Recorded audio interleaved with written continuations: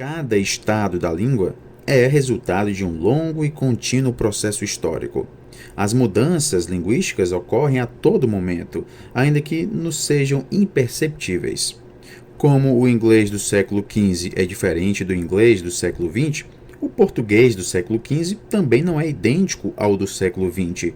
Da mesma forma, o inglês e português do futuro serão diferentes dos atuais. E isso ocorre com todas as línguas. É importante destacar que a mudança não afeta o caráter sistemático da língua.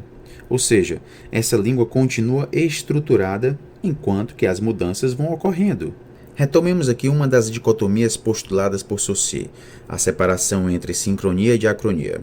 Para Saussure, enquanto a linguística sincrônica se ocupa das relações entre os elementos simultâneos que formam o sistema entre si, a diacronia estuda as relações entre elementos sucessivos, ou seja, que se substituem uns aos outros de maneira isolada, sem formar sistema entre si. Portanto, a perspectiva sincrônica ela é estática, aplicando-se apenas um estado de língua, ao passo que a diacrônica é mutável e dinâmica. A crítica feita por WLH a essa concepção é de que ela impede que se considerem fatores sociais agindo sobre a língua e que se incorpore a mudança ao sistema linguístico. Em outras palavras, a abordagem saussuriana retira da língua a sua dimensão histórica. WLH precisavam explicar como a língua, que é um sistema estruturado, muda sem que as pessoas tenham problemas de comunicação. Para eles, a língua é heterogênea, e essa heterogeneidade é observada tanto na sincronia como na diacronia. Ou seja, a língua não passa por períodos menos sistemáticos, ainda que esteja em constante mudança. Desse modo, nós temos retomado aqui o princípio de que a associação entre estrutura e homogeneidade é uma ilusão. Basta pensarmos aqui como ocorre o processo de mudança. Vimos que é possível que em seu repertório linguístico um falante disponha de mais de uma forma para expressar o mesmo significado. Temos aqui a variação linguística. Ocorre que dentro do repertório linguístico deste falante pode acontecer também um desfavorecimento gradual da forma original em prol de uma nova, de modo que a forma mais antiga assuma o estatuto de arcaica ou obsoleta e aos poucos deixe de ser usada. Neste caso, estamos diante de um processo de mudança linguística. A mudança é um dos grandes interesses de WLV, e os autores buscaram estabelecer uma série de princípios básicos para a investigação desse processo. A generalização da mudança através da estrutura linguística não é uniforme e nem instantânea. A mudança não é abrupta, imperceptível e assistemática. WLV incorpora no estudo da língua os fatores sociais, apontando uma correlação entre a estrutura linguística e a estrutura social, o que coloca o contexto social como palco da mudança linguística. A conciliação entre sincronia e diacronia permite observar as mudanças linguísticas no momento em que elas ocorrem, ou seja, elas não ficam escondidas entre os estados de língua e são observadas justamente na comunidade de fala, pela análise de padrões de variação e pela dinâmica desses padrões ao longo do tempo. Na língua, nem tudo que varia sofre mudança, mas toda mudança pressupõe variação. Isso significa que o fato de existirem duas variantes competindo pelo mesmo contexto não quer dizer que uma delas vai se tornar obsoleta e que a outra vai se tornar a forma usual.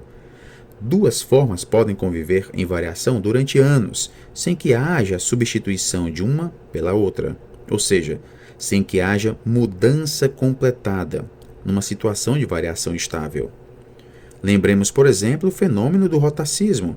As formas pranta e planta convivem em nossa língua, marcando uma diferença entre a fala de um indivíduo possivelmente oriundo de zona rural e pouco escolarizado e a fala de um indivíduo de zona urbana e escolarizado, convencionada como variedade culta.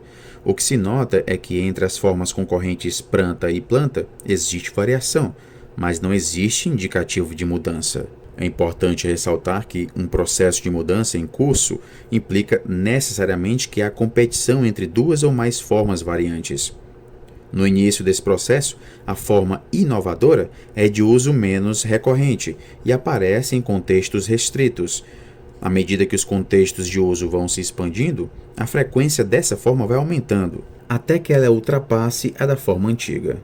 Teríamos, portanto, a mudança linguística. Para encontrar explicações plausíveis sobre a mudança, o pesquisador deverá levar em consideração a descrição de dados empíricos variáveis, fontes necessárias para se confirmar que as possibilidades de diferenciação das formas em variação estão dispostas ordenadamente na língua, ou seja, que a heterogeneidade é sistemática e ordenada. Descrever dados empíricos em variação-mudança não é uma tarefa fácil. No entanto, a sociolinguística fornece ferramentas próprias para guiar uma pesquisa dessa natureza, estabelecendo uma ponte entre teoria e a empiria. Essas ferramentas estão relacionadas a um conjunto de problemas empíricos que devem orientar os estudos da sociolinguística. Nós temos apresentados aqui os problemas empíricos, como o problema da restrição, problema do encaixamento, problema da transição, problema da avaliação e problema da implementação. No que diz respeito ao problema da restrição, nós temos aqui a investigação do conjunto de mudanças possíveis e de condições para que essas mudanças ocorram numa dada estrutura. Ou seja, o que a gente vai buscar aqui são generalizações, princípios universais que governam a estrutura e a mudança linguística, e a partir dos quais é possível prever direções de uma mudança. Sabemos que a concordância verbal é um fenômeno variável no português falado no Brasil. Um estudo sobre a variação da concordância verbal de sexta pessoa, ou P6, analisou a fala de moradores de Florianópolis. Estabeleceu-se como variável dependente a concordância verbal de P6, buscando verificar os contextos que favorecem cada uma das variantes, com marca verbal de concordância e sem marca verbal de concordância, conforme nós podemos ver nos seguintes trechos. Todas as minhas amigas namoravam e vinham às festas aqui. As pessoas não saem do Ribeirão todo dia para vir no centro. Não eram colunas assim como está hoje. Comia o pai e a mãe na mesa, os filhos no chão. Interessa-nos aqui discutir neste momento uma variável independente que se mostrou significativa na pesquisa, que é a posição do sujeito em relação ao verbo. Com os dados coletados, nós temos a seguinte tendência: a marcação verbal da concordância é maior quando o sujeito fica anteposto ao verbo e é menor quando o sujeito fica posposto ao verbo. Nota-se, porém, que somente resultados relativos a certos condicionadores de um fenômeno particular de uma língua não autorizam a formulação de generalizações e predições sobre o funcionamento daquele fenômeno. No caso da concordância verbal, é preciso levar em conta, por exemplo, resultados de outras análises voltadas às demais pessoas do discurso, que têm apontado tendências na mesma direção para a variável posição do sujeito em relação ao verbo. Convergência de resultados quanto ao papel dos mesmos condicionadores é um indicativo de generalização. Podemos, portanto, dizer que a marcação verbal da concordância de P6 não é produto de aleatoriedade, mas é motivada pela posição posposta do sujeito em relação ao verbo, entre outros possíveis fatores condicionadores. É importante destacar que as condições para variação e mudança de determinado fenômeno não são apenas de natureza linguística, elas são atravessadas por fatores sociais, já que a língua se manifesta no contexto social. Isso nos leva novamente à definição do problema da restrição apresentada anteriormente, segundo a qual os princípios linguísticos não devem ser tomados de forma isolada. A concepção de princípios gerais, que considera a estrutura da língua no contexto social, levou Labov a rever a formulação inicial do problema da restrição e a propor que ele poderia ser fundido ao problema do encaixamento linguístico e social. O problema do encaixamento diz respeito a como um fenômeno linguístico em variação-mudança é encaixado na estrutura linguística e na social. A ideia de estar encaixado está ligada a como um fenômeno linguístico variável se relaciona com outros fenômenos, que fatores estilísticos e sociais condicionam determinadas variantes, quais são as causas e os efeitos de uma mudança, quais as possíveis direções de mudanças linguísticas, entre outros aspectos. Nós temos que os fenômenos de mudança se encaixam no sistema, sem que ele precise mudar por completo. Ou seja, o sistema continua estruturado enquanto muda, de forma que os falantes continuam se comunicando sem prejuízo. O foco principal da teoria da variação e mudança são as variações e mudanças dentro de uma língua, mas, mesmo quando observamos a passagem de uma língua a outra, o que temos é um conjunto de mudanças, e não uma mudança única, em bloco. Isso nos permite, inclusive, identificar estágios entre as duas línguas. É o caso, por exemplo, do latim, dando origem ao português. Entre estágios mais próximos, entre o latim clássico e o latim vulgar, e entre o português arcaico e o português clássico, por exemplo, temos diferenças mais sutis. Entre estágios extremos, entre o latim clássico e o português atual, por exemplo, nós vamos ter línguas completamente diferentes. À medida que a teoria da variação e mudança foi explorada e revista, expectativas que WLH não tinham em 1968 apareceram na obra de Labov em 1982, Building of Empirical Foundations, em que Labov revisita os problemas empíricos apresentados em 1968. Ele afirma que, através de estudos sociolinguísticos realizados ao longo dos anos, foram identificadas 5 dimensões da estrutura social que se mostraram relevantes para os processos de mudança linguística: classe ou status social, cor ou etnia, idade, sexo, gênero e localidade. Sobre esse conjunto de dimensões, Labov nos traz que mudanças linguísticas são, em geral, originadas em camadas sociais intermediárias, ou seja, raramente se originam na classe mais alta ou na classe mais baixa. Aponta-se, sobretudo, para a classe média baixa e os estratos mais altos da classe trabalhadora, como locus de origem da mudança. Além disso, dentre esses grupos, os inovadores são pessoas com alto status local e papel central nas relações da comunidade, com alta densidade de interação social e maior número de contatos fora da vizinhança local. No que diz respeito ao problema da transição, nós temos aqui a maneira como a mudança progride ao longo de sucessivas gerações, tendo a incrementação como mecanismo pelo qual a mudança avança. Com este problema, procura-se compreender como as formas em variação-mudança se propagam, passando de um estágio a outro, pela expansão dos contextos linguísticos de uso das formas, pela sua transmissão entre gerações, pela sua difusão ao longo do tempo e entre grupos sociais.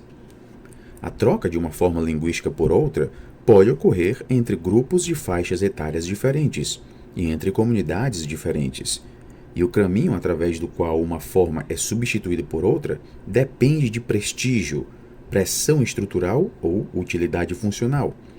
É importante a gente destacar aqui que a característica mais evidente da transição é o fato de a mudança não ser discreta, ou seja, ela se dá de forma contínua. As formas antigas não são abruptamente substituídas pelas novas, mas há fases intermediárias em que as variantes de um fenômeno variável coexistem e concorrem, diminuindo aos poucos o uso de uma variante em relação à outra, até que a mudança se complete. Durante o período em que as formas variantes se alternam, em geral, os contextos linguísticos de uso de uma das formas em relação à outra vão se expandindo gradativamente, rompendo barreiras ou restrições linguísticas, espalhando-se de um contexto a outro como uma onda. A transmissão está diretamente implicada na aquisição da linguagem. Nesse sentido, estudos apontam para a seguinte condição: as crianças adquirem o vernáculo, ou seja, a fala espontânea, diretamente de seus pais e sofrem influência direta dos pares pré-adolescentes, provocando uma reorganização vernacular, que dura até que se dê a estabilidade do sistema linguístico do indivíduo, que ocorre ali mais ou menos na adolescência. Esse processo segue a mesma direção a cada geração. Nesse caso, é natural e esperado que os vernáculos de pais e filhos apresentem diferenças. Segundo a hipótese clássica sobre a mudança linguística na sincronia, conhecida como mudança em tempo aparente, cada pessoa preserva durante a vida o sistema vernacular que foi adquirido durante seus primeiros anos de formação até a puberdade, de 5 a 15 anos aproximadamente. Dessa forma, na maturidade e até mesmo quando nós envelhecemos, em geral a nossa fala reflete o vernáculo desses anos iniciais. Dessa forma, nós podemos perceber indícios de mudança linguística ao comparar uma geração à outra. Da observação sincrônica de faixas etárias diferentes, pode-se ver, por exemplo, quais as mudanças linguísticas que estão em curso ou em progresso. Essa possibilidade de captar empiricamente uma mudança em curso é um importante pressuposto teórico de WLH, pois se opõe ao postulado de Saussure de que a mudança só poderia ser verificada diacronicamente. Além disso, reafirma o caráter heterogêneo e ordenado do sistema linguístico, visto sincronicamente em evolução. Para que uma mudança seja efetivamente atestada, estudos em tempo aparente são, em geral, complementados com estudos de mudança em tempo real. Então, diferentemente da mudança em tempo aparente, que é observada pelo comportamento linguístico de gerações distintas no mesmo intervalo de tempo, uma abordagem sincrônica, a mudança em tempo real é captada pelo comportamento linguístico retratado ao longo de diferentes períodos. Teremos aqui uma abordagem diacrônica. Um estudo em tempo real fornece evidências mais robustas de um processo de mudança do que um estudo em tempo aparente. Enquanto que o estudo em tempo aparente oferece indícios de mudança, o estudo em tempo real permite que se verifiquem estágios mais ou menos avançados desse processo. No entanto, estudos em tempo real requerem análise de dados diacrônicos, normalmente de textos escritos, que nem sempre são encontrados facilmente. Ao passo que estudos em tempo aparente se beneficiam de dados sincrônicos vernaculares mais prontamente disponíveis, sobretudo aqueles provenientes de bancos de dados organizados para esse fim. No que diz respeito ao problema da avaliação, nós temos aqui uma relação com a atitude subjetiva e consciente do falante em relação às formas linguísticas em variação-mudança. A atitude do falante se manifesta em dois níveis, um relacionado à avaliação linguística e outro à avaliação social. A avaliação linguística das formas variantes está associada à eficiência comunicativa na interação social, ou seja, à utilidade funcional das formas. Os sistemas linguísticos em variação-mudança disponibilizam aos falantes um leque de possibilidades para expressar uma dada informação, e os falantes têm competência para compreender e usar as diferentes variantes de acordo com a sua significação social, com o contexto e com as características do interlocutor. Pensemos, por exemplo, na construção vou ir, disponível no sistema linguístico do português do Brasil. Supondo-se que a construção faça parte da gramática de uma comunidade de fala como expressão de futuridade. Assim como vou sair e vou vender, ela será interpretada como uma forma perifrástica, composta por um verbo auxiliar, vou, mais um verbo pleno, ir. Já se a construção não for entendida como perífrase, que expressa futuridade na gramática de outra comunidade, e sim como resultante do uso redundante do verbo pleno ir, que é de movimento, ela poderá ser rejeitada. A aceitação ou a rejeição dessa construção depende, entre outros fatores. A aceitação ou a rejeição dessa construção depende, entre outros fatores, de uma avaliação linguística a respeito de seu significado referencial, o que se reflete diretamente no nível de eficiência comunicativa da interlocução. A avaliação linguística é, geralmente, permeada por uma avaliação social. A avaliação social das formas variantes é observada no comportamento dos grupos. Os membros de uma comunidade de fala atribuem significado social às formas linguísticas. É no âmbito da avaliação social que se inserem as noções de indicador, marcador e estereótipo, que podem ser correlacionadas a diferentes estágios de uma mudança linguística. O início de uma mudança se situa muitas vezes abaixo do nível de consciência social. Portanto, não sofre a avaliação do grupo. É importante destacar que o surgimento e a intensificação de reações negativas podem retardar ou até mesmo impedir a mudança linguística. Isso significa que os falantes podem acelerar ou reter processos de mudança numa comunidade, à medida que se identificam com eles ou os rejeitam. O nível de consciência social é um fator determinante na mudança linguística. A atitude social positiva ou negativa em relação às formas que estão em variação ou mudança pode ser medida a partir de respostas fornecidas por indivíduos em testes de atitude e avaliação acerca de diferentes usos linguísticos na comunidade. É comum observarmos uma correlação entre uso linguístico e valor social nos seguintes termos: variantes de maior prestígio estão associadas quase sempre a estilos de fala mais formais, ao passo que variantes de menor prestígio se associam a estilos de fala mais informais. Variantes mais conservadoras e, em geral, mais prestigiadas são usadas majoritariamente no trabalho, enquanto as mais inovadoras são preferidas na interação com os amigos e familiares e também nas brincadeiras. No que diz respeito ao problema da implementação, estudos mostram que podemos explicar a implementação a partir de resultados referentes a condicionadores linguísticos e sociais, relacionando esta implementação ao encaixamento linguístico e social. À medida que identificamos os fatores que agem sobre a mudança, nós podemos dar uma explicação sobre as possíveis causas que a desencadeiam e sobre a forma como ela vai se implementando nos diferentes contextos estruturais e nos diferentes estratos sociais. Tomemos aqui o exemplo da realização do sujeito pronominal, um fenômeno de mudança em curso no português do Brasil, rumo ao preenchimento gradativo do sujeito. Análises variacionistas têm evidenciado que a implementação da variante inovadora, ou seja, do sujeito expresso, é dependente de grupos de fatores como traço mais ou menos humano e acessibilidade do referente. O traço mais humano condiciona fortemente o preenchimento do sujeito, enquanto que o traço menos humano mantém-se ainda como contexto de resistência à inovação, ou seja, é o espaço preferencial do sujeito nulo. Com relação à acessibilidade, quando o antecedente correferencial, ou seja, o elemento anterior, cujo referente é o mesmo do sujeito, estiver em posição sintática diferente da de sujeito, ou quando houver material interveniente entre um referente e outro, que possa provocar ambiguidade na interpretação referencial, a tendência é de preenchimento do sujeito pronominal. Assim, pessoal, do ponto de vista linguístico, pode-se considerar que o ponto de partida da implementação do preenchimento do sujeito no português do Brasil são os contextos de traço mais humano do referente e de menor acessibilidade do antecedente. Pois bem, pessoal, nós vimos aqui nesta aula que a teoria da variação e mudança oferece ferramentas para guiar uma pesquisa empírica na busca de explicações sobre como a estrutura linguística de uma comunidade de fala se transforma no curso do tempo, de tal modo que tanto a língua quanto a comunidade permaneçam sistematicamente ordenadas.